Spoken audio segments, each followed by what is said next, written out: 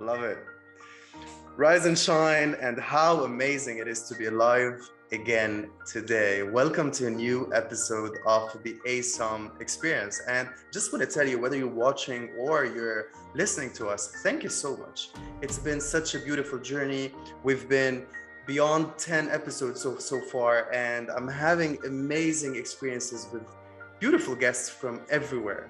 And I'm sure you're excited to know about our guests today. Just want to really say thank you for joining. Thank you for taking the time, whatever you're doing, whether you're walking your dog or you're at the gym or you're washing your car. I don't know, just came up with that. It's great to have you here. And wherever you're connecting from, just maybe leave a comment. Let us know more where you're connecting from. Just anything to interact a little bit more. So I'm going to jump into it. With us today is a really interesting person that I've met over 2 years now. So yeah. He is a wild man artist, critic, philosopher, and full of fire. He keeps the eternal flame lit. I'm just taking this from your Instagram. With us is Jonathan Mark Goodfellow. Hey, dude. Hey, what's up, man? Dude, man, those are the appropriate. I should actually update my pronouns to dude and man. Yeah. I think that'd be really funny. given the circumstances, I'm like, I prefer to be addressed as dude. Yes. It could be great. Absolutely. Cool. Jonathan, I'm so grateful to have you here. And just to give a little bit of context, so how have we met? It was in LA on Venice Beach, and it was through a community. And Soma, yes, Soma, North House, amazing people. I've really had, I would say, the chance to to meet you guys and to share and to talk and to go into deep conversations and to just to eat together, to share, and to it was such a beautiful time back then. I mean, tell me about you. How has it been since? Oh man, the last 2 years were crazy. I met someone in Venice, and I thought that she was it, and unfortunately our relationship kind of illuminated some aspects of us individually as people, and it just got to a point where I couldn't stay in that situation any longer. I want to be as respectful to her as possible, but things got kind of gnarly, and I'd never been in an abusive relationship before. And like my parents didn't exactly have like the most peaceful relationship growing up either, and so it was kind of a really weird parallel universe for a while, where I felt like I was kind of reliving my parents' marriage in like a very condensed, gnarly thing, except like, and I've never been through like a relationship with like verbal and physical abuse before, and like I wanted to stay, I wanted to fix it. I went through a lot of emotions, and ultimately it got to the point where I had to remove myself from the situation. And I learned that I'm the kind of person that would, do that stereotype of the man who sticks it out to the end. It's always our fault. Like, it's on my shoulders. And I had to get to it got to the point where it's like, it's okay to leave. Like, it's actually dangerous to stay. And yes. I'm serious. Like, I would be dead probably if I stayed in that relationship, just because of the combination of the two of us brought out things in her. And I don't know, if she was like that prior. I can't ever know that, because like I only knew her for that time. And so I just hope that she got help and kind of figured things out, because it got to a point where I just didn't ever want to talk to her or speak to her again. And then, here I start 2020, and I think this is my year, respawn, I'm starting over. Yeah. And, I was back in Utah, and I start hearing rumors about the pandemic, and I'm like, oh, dude, this is going to be bonkers in Venice. And living in a van in Venice would not have been possible with lockdowns. Like, all the public amenities I relied on, like a gym, that was my shower, you Correct. know, I that was my remember. bathroom. That's amazing. And Yes. so like with all of those things closed, my job that I had there shut down. The company actually closed. That location, Stag in Venice, is no more. So like my life in LA, whether I had moved from LA to Utah or not, would have been over. I would have come back here. And so I got invested in my friend's project, the Village Cooperative, and they're a community agriculture project that really are aimed at just kind of changing and restructuring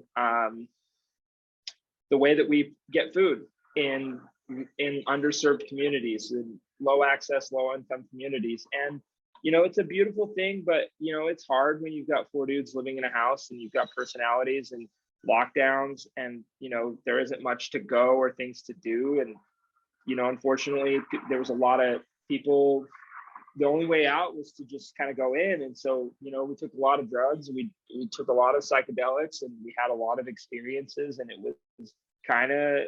was crazy. And really insightful, beautiful though. I learned so much about myself and about people and about like spirituality and mindfulness, and like, and really like enlightenment doesn't make you a good person. That was kind of the big kicker of last year. It's like, you spend all this time, you get into non-duality. It just means the rules are different, but what you do with that perspective is totally yours. And you know, at the end of the day, we're all people, and we're all just trying to get somewhere.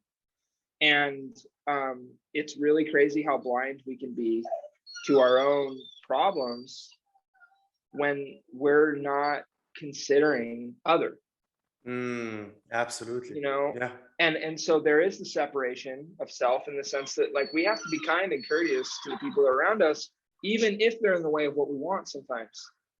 And that was kind of the dance. And then I met Zoe, and I lost I lost 3 family members last year. I lost my grandpa, my grandma, and my mom.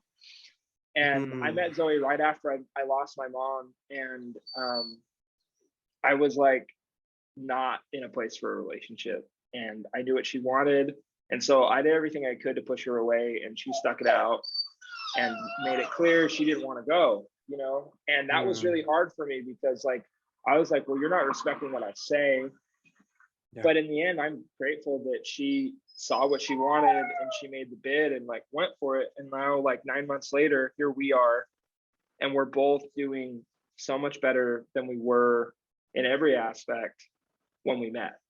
You know, we're healthier, we have, you know, a better place, a better standard of living.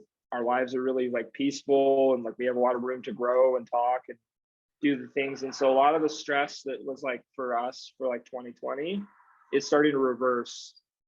And I'm really optimistic about like what is possible now, having gone through a really crazy 2 years. Wow, man. Yeah, well, just have to say, like, first of all, thank you for being so open and you know, truthful. Also, I mean, we've all, you know, lived it in so many different ways, right? So, I mean, many of us lost family members or close ones, and some of us also went on this internal deep trip, I'd say, and also within all the limitations. But you know, just walking ourselves through it and being here right now and showing up again, how amazing it is to have you, first of all, here, you know, to connect with you after 2 years. And I have to say, I'll mention this also to everyone who's listening and watching, like Jonathan is someone that I met, and I immediately knew that we had so much to share, so much to talk about. It was so like that. Wow. And like, can I just say that, please. So like Soma was like a really interesting experiment for me in a lot of ways, because so I grew up Mormon, I grew up LDS, and so I grew up with Christianity. A lot of people wouldn't consider Mormons Christians. They absolutely, in my opinion, the doctrine is, but I had never really like fellowship. Sorry, my dog's. Yeah. Oh, cutie. You can let him out. Yeah. For those who are listening. He wanted to go in. Oh yeah. Just I think you wanted to see what Zoe's doing. I think she's gonna go hit some balls and go golfing. But Nice. Okay, cool. anyway, yeah. So it was really fascinating for me to interact with like evangelical Christians, and to find that in LA of all places, in Venice, Yeah. where Venice is like a place where like people like openly worship the devil or like do whatever. You know, True. Venice somehow is this netherworld environment where like whatever you believe, it kind of can support you, and the freakier you are, the more you're respected. Like Venice is True. crazy that way. And like, so going to Soma was for me was like the best people watching ever, because you know I had found myself not really identifying with the traditional form of religion anymore, because I realized that like beyond religion, well, religion's just concepts, Yes, right? God's in absolutely. everything, God's innate, like source is present in everything, and beyond form, what are we? And so like Christianity is still stuck in form, like they're still objectifying themselves as a single soul or body, and there's kind of this sentiment of like being punished by being here, by being separated. And it was just really fascinating to kind of like walk into that situation with new eyes, and then here you come in, Yeah. my Yeah. man, Wow. just like coming from like a soulful non-duality perspective. And I immediately knew, I'm like, dude, I'm dealing with a guy right here that like is coming from a similar place for me, where we understand that like all of this is beautiful, but like there are layers of consciousness here that these people are Yes. scared to touch, Yes, because it means absolutely. kind of burning down the church, metaphorically. Yes.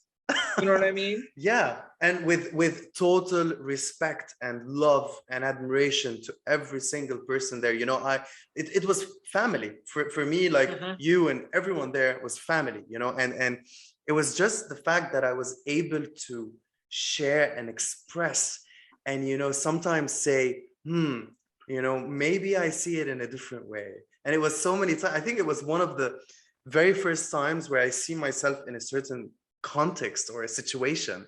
I didn't Yeah. know anyone there, you know, and I was the only, I think, a little bit, you know, the one who was, you know, coming new to Venice or to LA, or you know, I was living all my life in Europe and then in the Middle East. So being with you guys and sharing with you specifically, because you've always had this also, I would say, a bit of a rebellious, you know, there was this the little rebel in you, which is Well, I beautiful. couldn't help it, because like I felt like whenever we brought perspective to things, we were like tempting them out of Mm, their um, canned belief. And I had so many conversations with Josh where I would just ask him questions, and I said, well, that's not what we believe, what we decided to believe.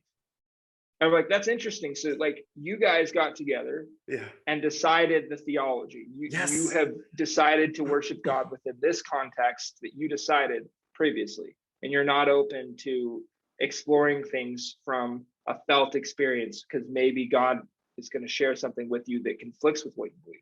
We had so many conversations like that, and I just kind of felt like it was really beautiful to kind of do the yoga with these people, like where we're Yeah. like kind of on the seesaw, and like coming their way and then coming our way. And like the personalities and the insights, though, there were some really deep people there. And Yes. like I was absolutely fed and blown away a lot of the time by how dedicated and how Mm. serious these people were. When you hear their life stories and like Ooh. how much missionary work they've been doing, I'm like, these people live Christianity, Mm. you know. And that was cool. I loved it. Like it was a fun Yes. experience. Yeah, big time. A shout out to them. If anyone is listening or watching us, guys, thank you so much for everything we've Thanks, shared. Soma. And thanks, Soma. Thanks, Venice. Thank you, Jonathan. I'm so glad to have you here. And wow, we're truly lucky to be doing this. So tell me more Yeah, about man. your tell me more about your mornings. You just woke up. I mean, if you know, and what motivates you to jump out of bed? What gets you kicking? Oh man, life does, and that's problematic, because when like it's about the experience, that's the place I'm in now. Is like I used to have a lot. I used to want a lot more. Hmm. I used to desire a lot more. And truthfully, I'm really content a lot of the time with not very much. And I don't need a lot to be happy. But that with that also comes I've allowed myself to really feel things. And so some days like are hard, man.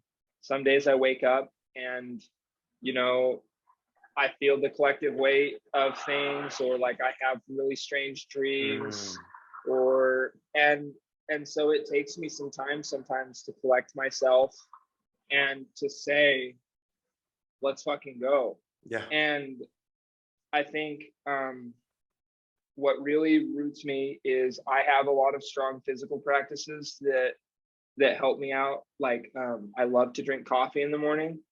It's simple, but it's kind of a signal that I'm like initiating the jet, like we're going. Hmm. I walk my dog in the morning, and so that's an opportunity to like visit the same places every day. Um, and shamanism at the simplest form is observing nature. Yes. And I don't want to paint myself out to be like a shaman, but like the idea of shamanism is just understanding your relationship to nature as part of the system. And so like going to the same parks in the morning or walking the same streets every day and watching the cyclical changes of the sun and the moon and where they are and how the plants look, it makes me cry a lot of the time, honestly, because Hmm. it's so simple and beautiful. And like I a lot of the time will feel sorry for like people that like are so caught up in their 9 to 5 in the rat race that they don't realize that like everything is actually gorgeous.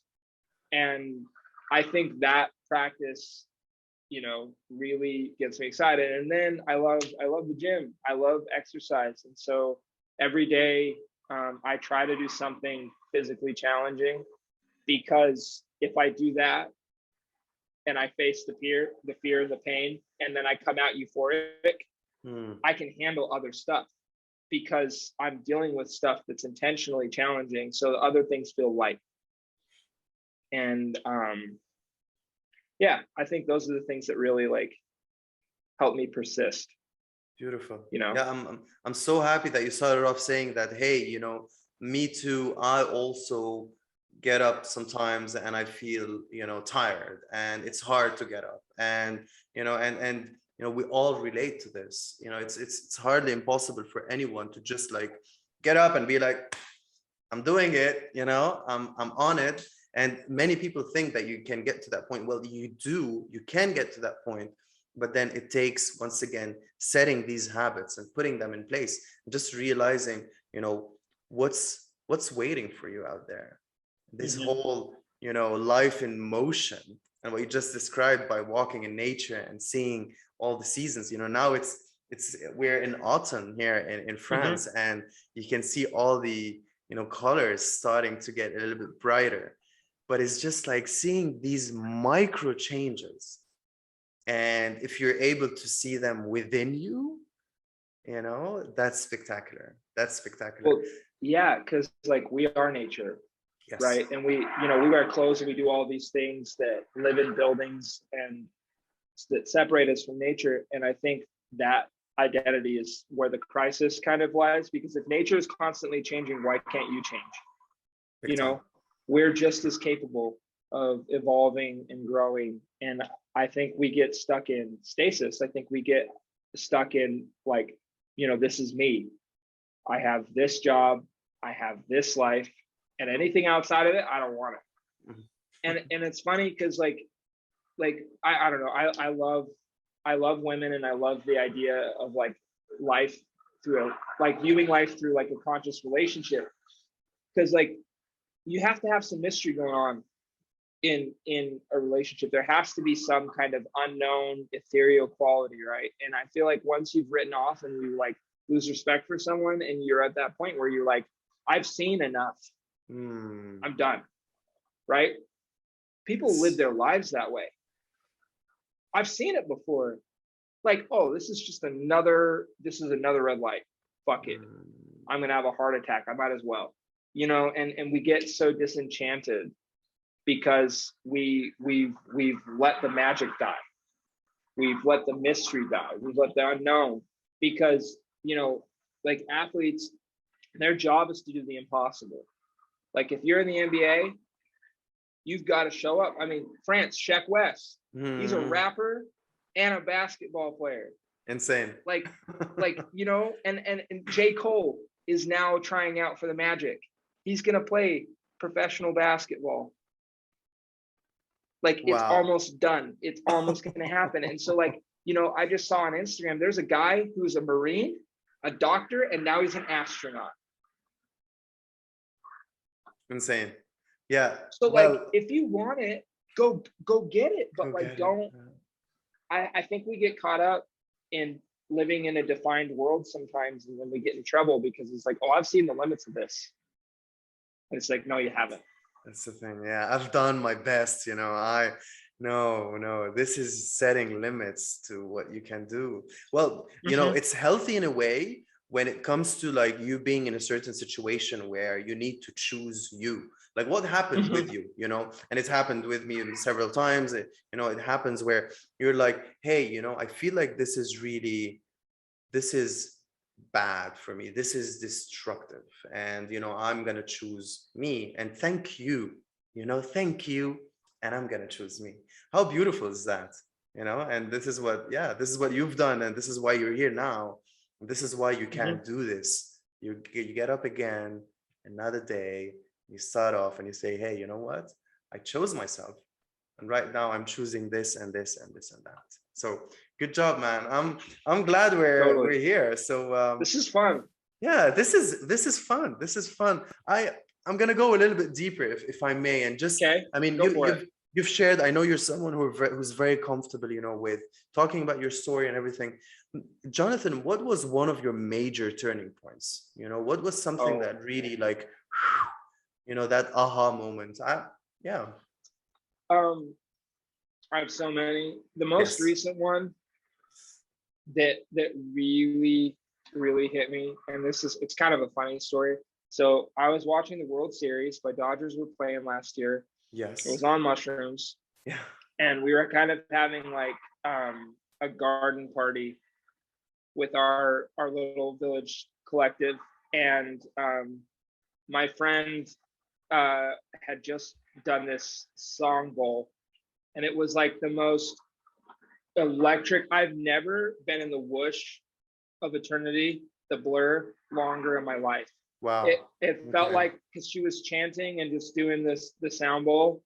And like, I was in the reverb for, it felt like forever.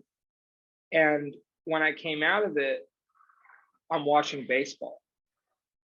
And I'm like watching the Dodgers, and I'm realizing, because all last year I was really like exploring masculinity and like really thinking about stoicism a lot, because like there were so many opportunities last year for me to exercise restraint and patience, like compassion in the form of reserving my emotions, because I didn't want to like impact other people because of like everything that was going on in my life, you know, with the losses of family, with the changing work environment, with like the pandemic, and feeling strongly about like, we're not paying attention to like biology. We're like really afraid. And so we want to do all these chemical like masks and other things like that are like counterintuitive. And so like I felt strongly about a lot of things, and like the environment in Salt Lake was kind of hostile, and because there were a lot of really strong liberals here that were, you know, very about,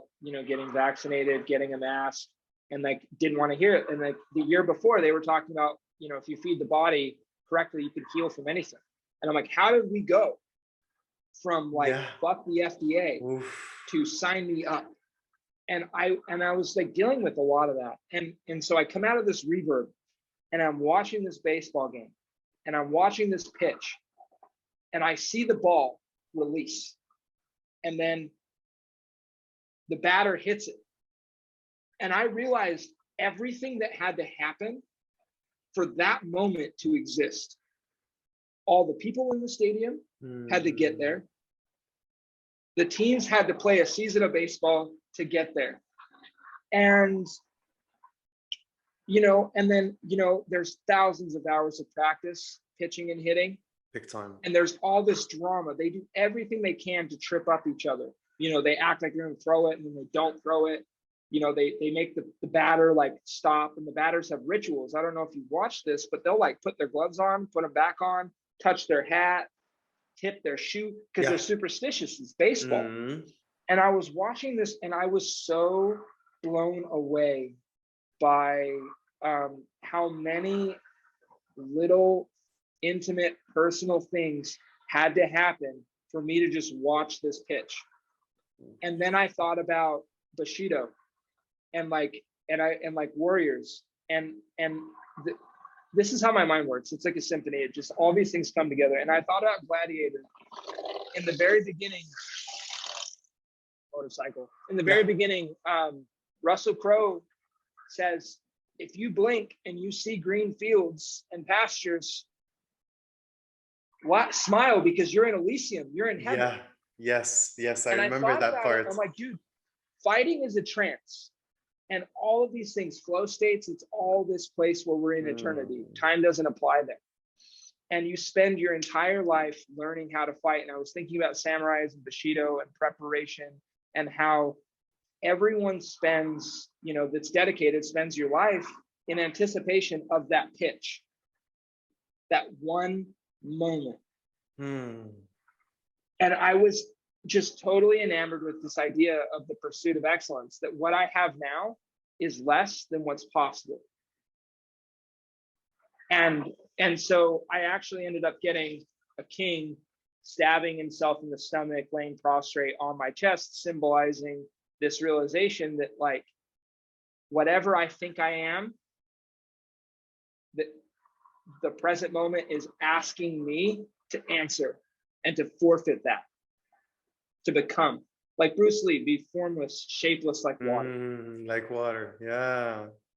And that was the realization, and it was just this multi-layered thing. And I realized that, like, that's what's so beautiful about like Zen and Bushido as a practice is that, you do the same things every single day with the anticipation that one day you'll have to use it. And I think that was like the most beautiful physical mindfulness practice, like link, that I'd ever experienced. And so it changed my life, because whenever I'm in a moment where I'm like feeling like I'm like in too deep, I can move out of the way and say, like, that was 5 minutes ago. Yes. Yeah. I love this. You feel what I'm saying? Big time. No. That's the thing. It's also just dissociating yourself from, the thing itself, whatever you're going through.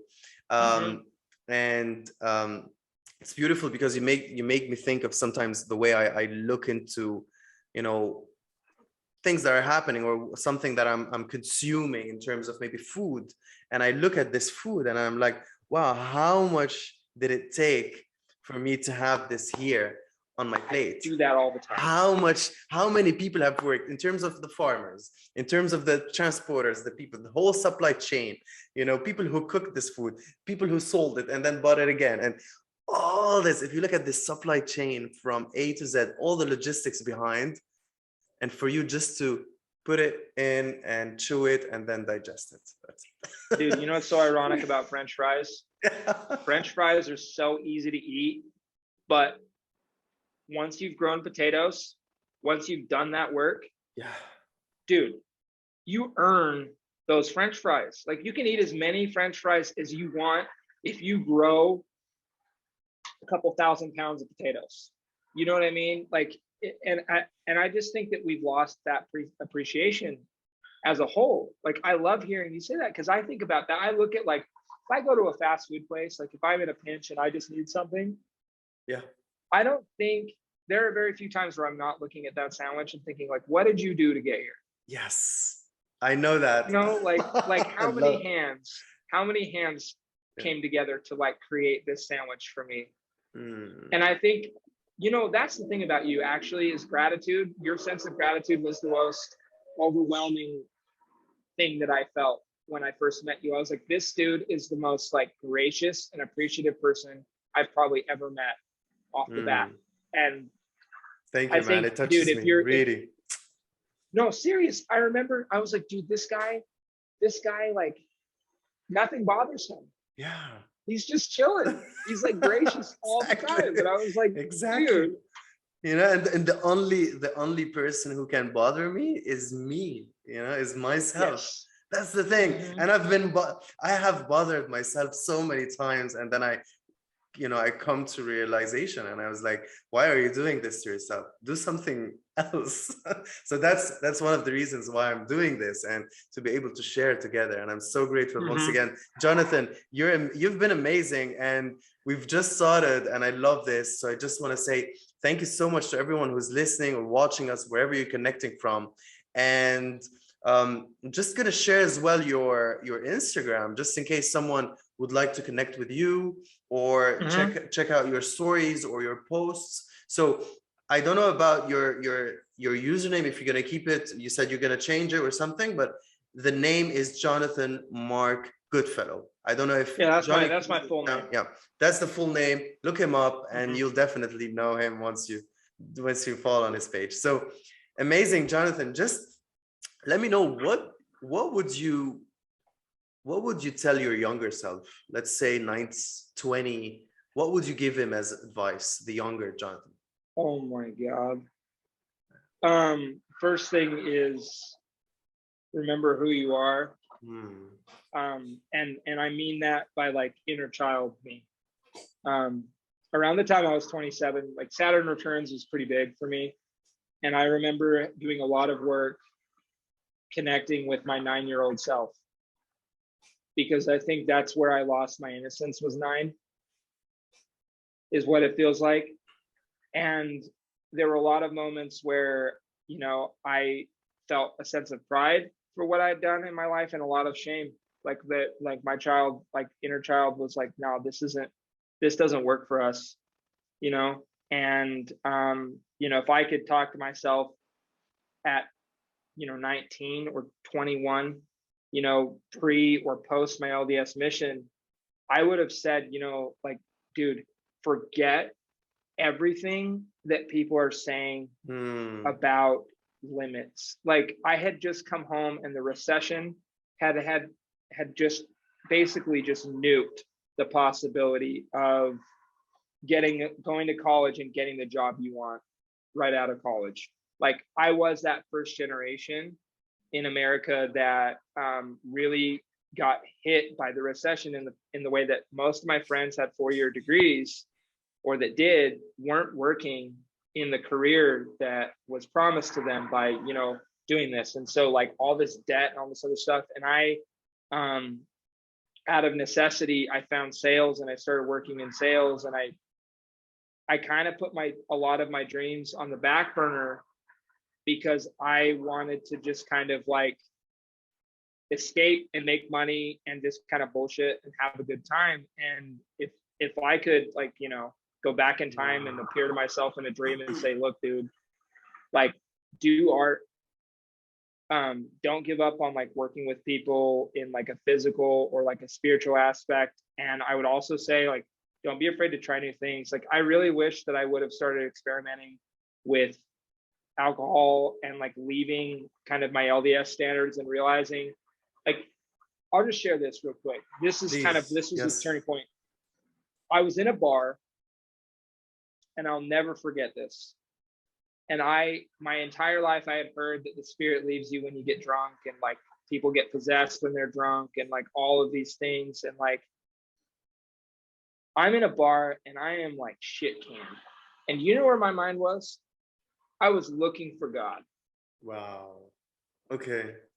So like the exact opposite happened of what I had been told. And I realized that was me. The rules had changed, and yet here we are. You know, I am still here. And then instead of like having, you know, all these like really wild, belligerent, like dissociated experiences, I was like having deep conversations with people, and like making like lasting friendships, and like dealing with like I had a lot of back pain from some injuries, and like it was a way for me to like really get out of the pain and adjust the way I move and breathe and feel, because it relaxed me. Mm-hmm. And I spent all this time being afraid of stepping outside of the lines that like were drawn for me. And so instead of, because I couldn't like live that life, I like half-assed this other life. And I would just go back in time and say, look, dude, like do what you want and do it for you, because that's the you the world needs, is the true one, is the one, like the one that you wish that you were, the one that you fantasize about, the one that feels liberating. Do that shit. Don't settle. Don't listen to other people. Like my friends were like, oh dude, it's hard to get a job. You're lucky if you get a job. And so you know what I did? I did this job where I was working with kids, foster kids, because like my friend had a hookup and I got the job. It ended up, my car got destroyed. One of the kids keyed my car. One of them ripped off my rearview mirror and hit me with it while I was driving.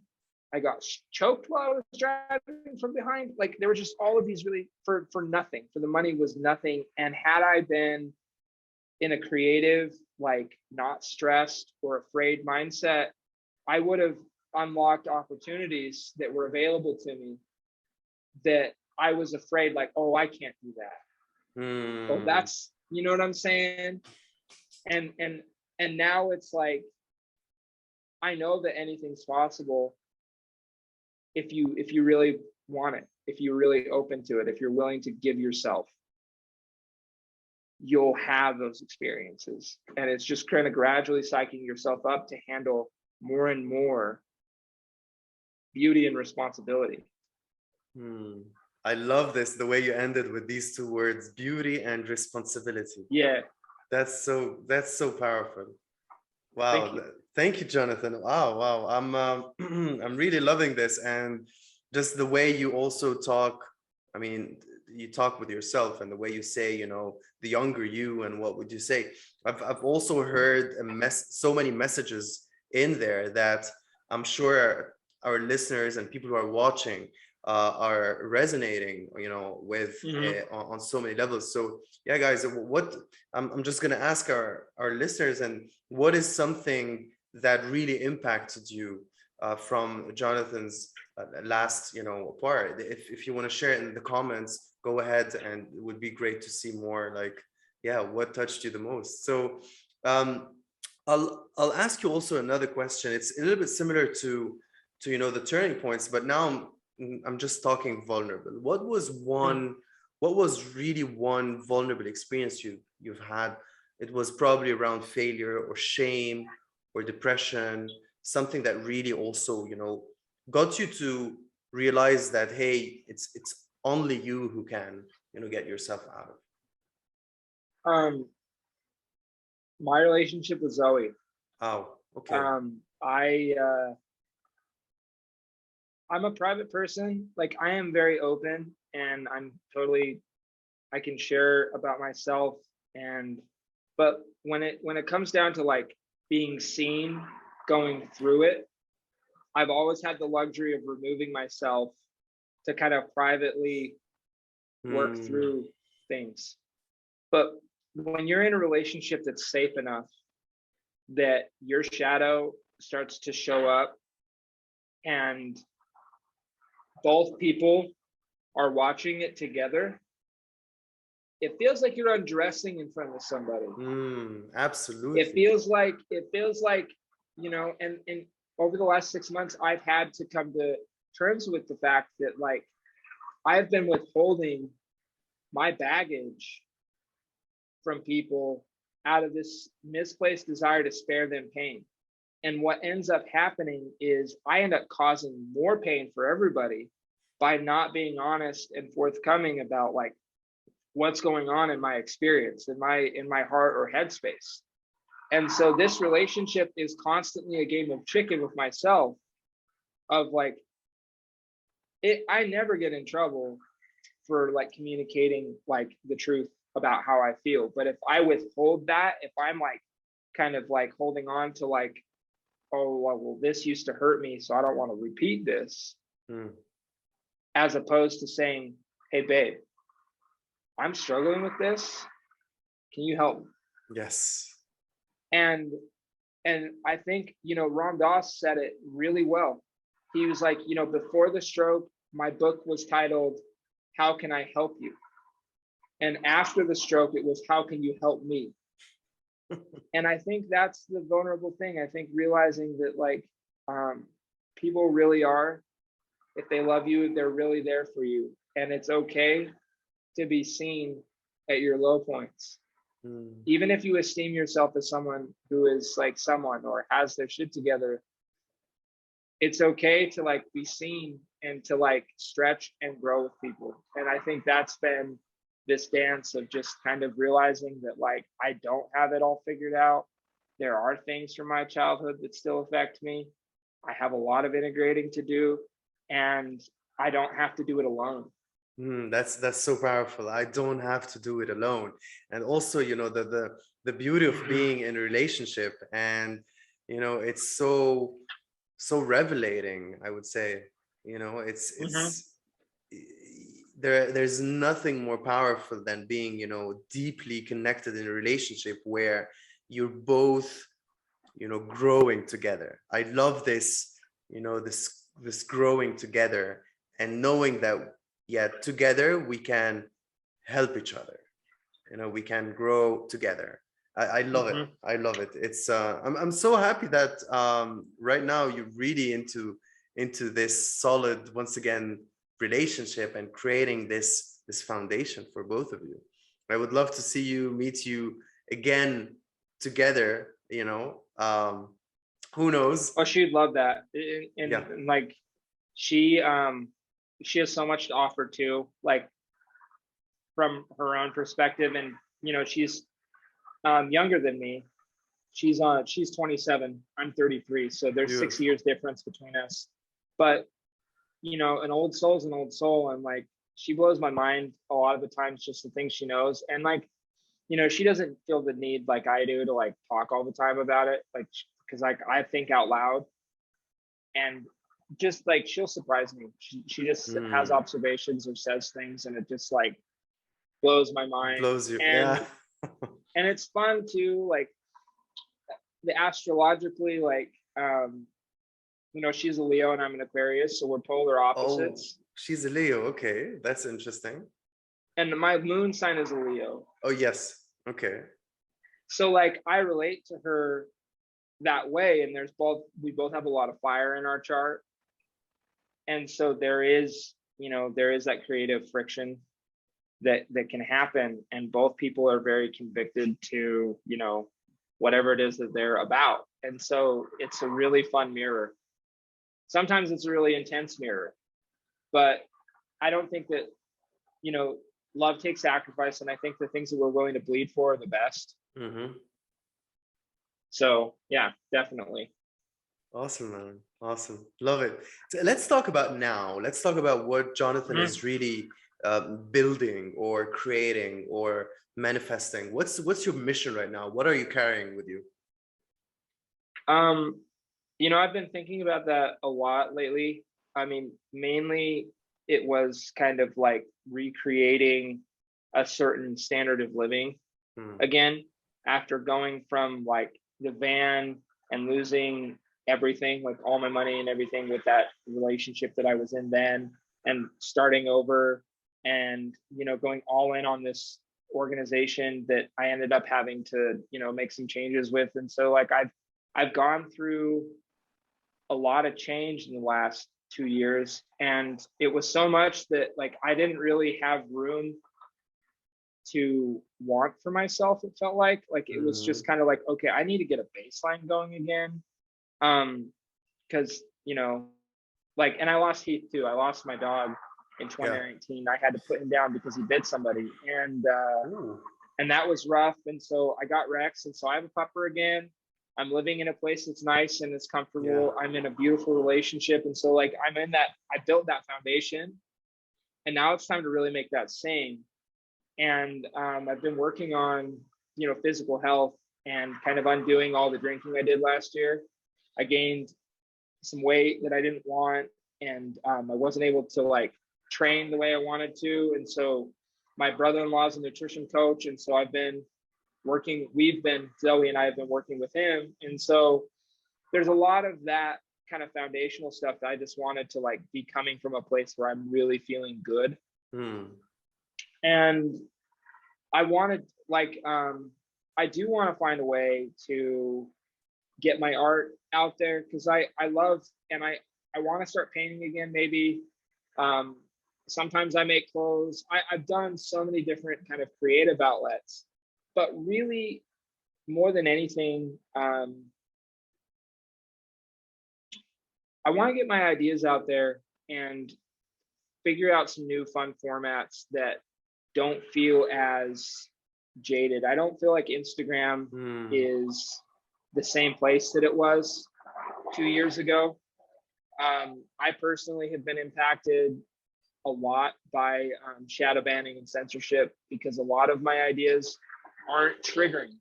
Like, I have a lot of bipartisan kind of like meet yourself kind of rhetoric that I think a lot of people, it doesn't sell because it's tough love. It's like, dude, like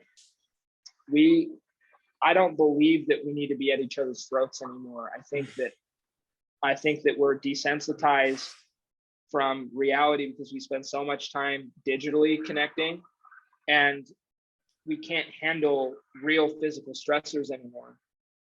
We're so curated. Like, you can listen to music whenever you want. You can listen to you can surround yourself with a reality that doesn't match the physical world. And there are consequences to what we do online that are starting to happen and trickle over in people's lives. People are losing their jobs because of their opinions on social media.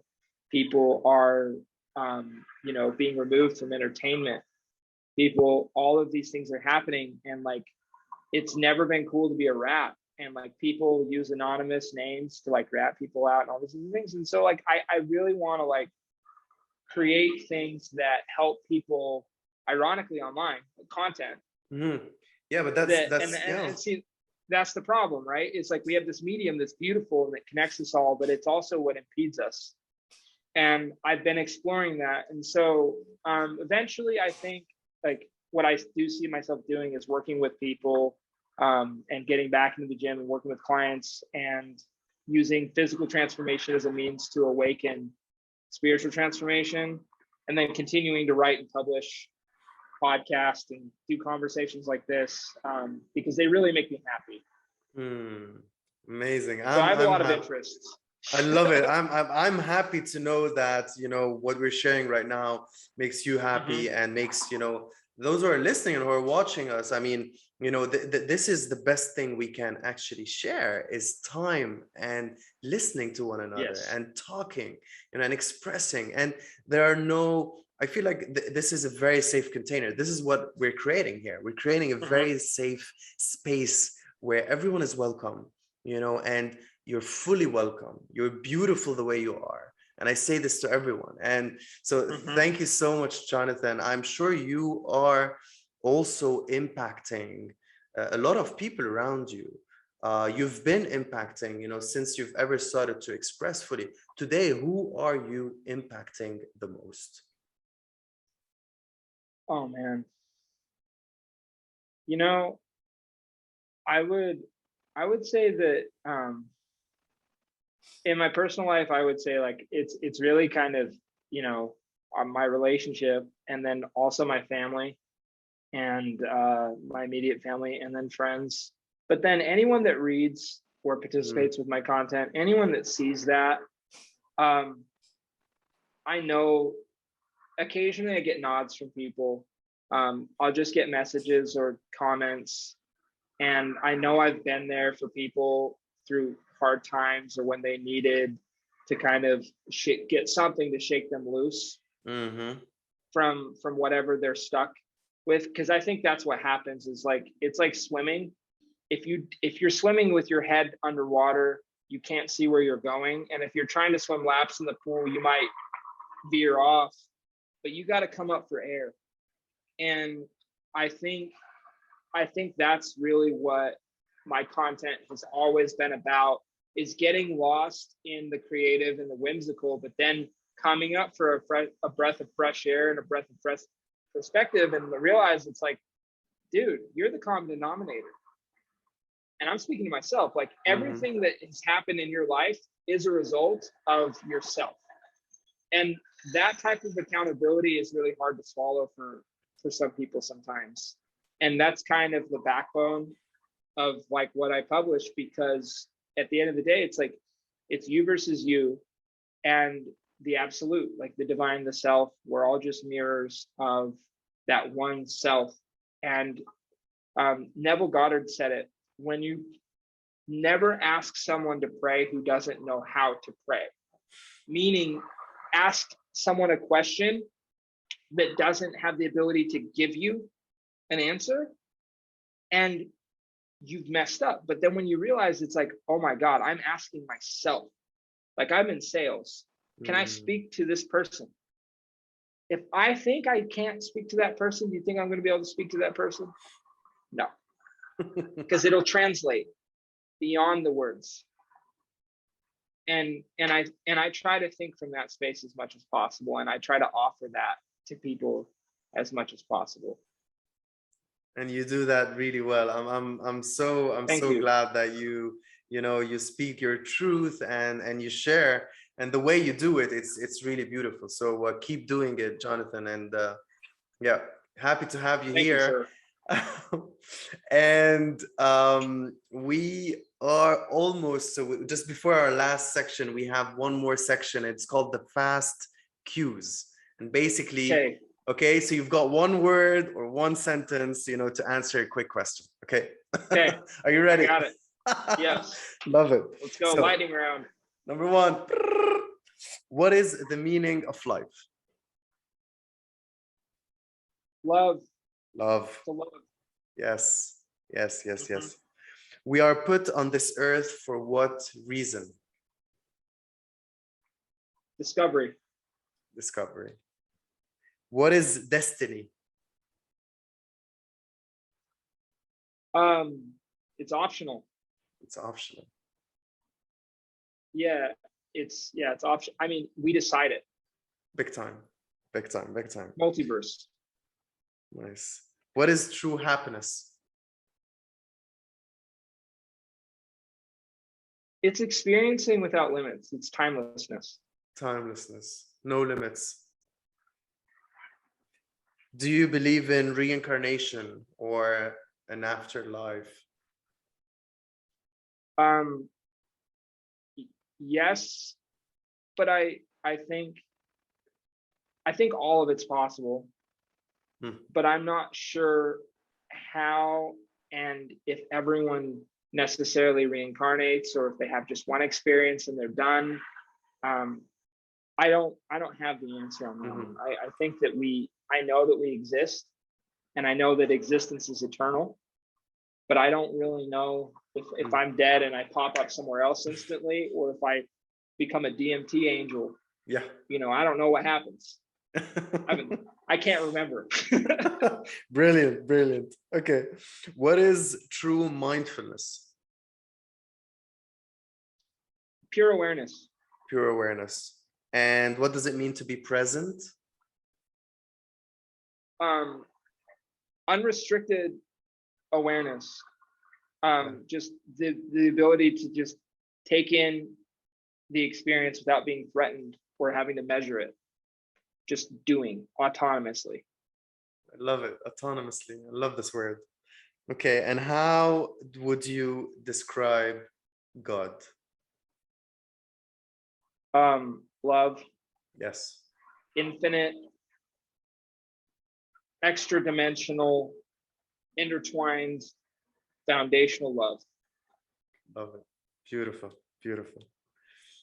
That was so nice. You're good at that. You're good at fast cues, huh? Thank you. So good.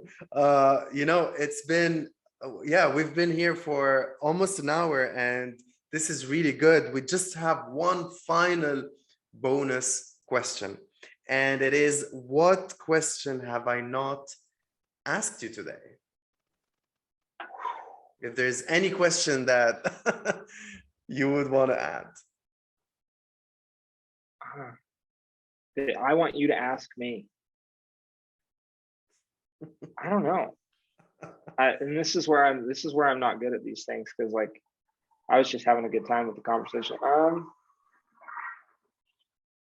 don't know, you're a good interviewer. Yeah. I mean, personally, I think one of the best underrated questions getting to know someone is asking them their favorite color. Oh, yes. Because it says so much about the individual. Like, what's your favorite color? Okay. Are you asking me? Yeah, I'm asking you. We'll play this game. I'm more of a green. I'm a green. Green lover. See, and there's so many things like green, nature, the heart chakra, love, life. You know, all of those things are deeply associated with green. Big time. Nice. And yours? I like black, man. Wow. The unknown. Infinite contrast. Infinite. Yes. That's so nice. Okay. And it's been that way since I was a kid. I've always loved black. Because, you know, at the root of every color is black. And it's also the opposite of white. And the minute you add white to it, it changes. It becomes gray. And, you know, and then it can even become yellow if you do it, you know.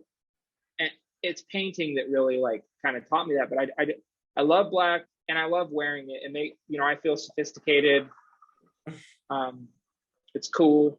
It's sexy. Yes. It's a good color. Yes. Big time. Yeah. Nice. Love it. It's good. Jonathan, this was such a pleasure, man. I'm so happy to have had this moment with you. I'm sure those who are listening and watching, if you guys are still there, thank you for holding on and being with us. This was such an interesting interview and full of nuggets. Yes, just can't wait to connect again, man. I hope to see you if you ever travel to Europe with Zoe, or just with you by yourself. Just let me know. And I would love to come out to France. I've never been, but and I love the language. I had Rosetta Stone French, and like I was trying for like a few months, and I fell off. But I think it's a beautiful language and a beautiful culture, and I'd love to see it someday. So let's make it happen. You're welcome. All right, and I will let you know if I ever come to. You're back stateside. Utah, come to Utah, man. We'd have a ball. Utah. We'd have a ball. Big time. I would love to. Man. All right. All right. I will let you hear, and thank you so much once again, guys. Whether it's day or night, have a good day, have a good night, and see you in a week from now again. Jonathan. All right. See you. Bye. See ya. Take it easy. You too.